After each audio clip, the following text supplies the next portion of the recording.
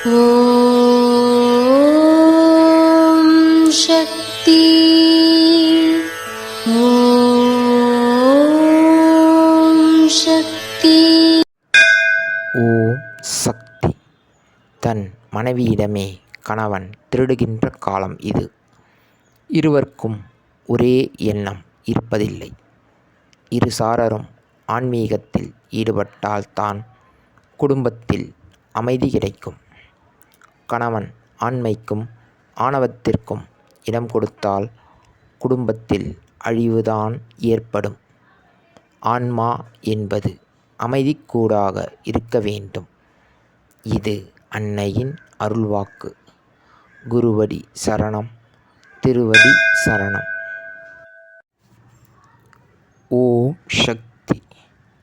சக்திகளே, உங்களுடைய கருத்துக்கள் மற்றும் அனுபவங்களை கீழ்க்காணும் மின்னஞ்சல் முகவரிக்கு வீடியோ வடிவிலோ ஆடியோ வடிவிலோ எங்களுக்கு அனுப்பவும்.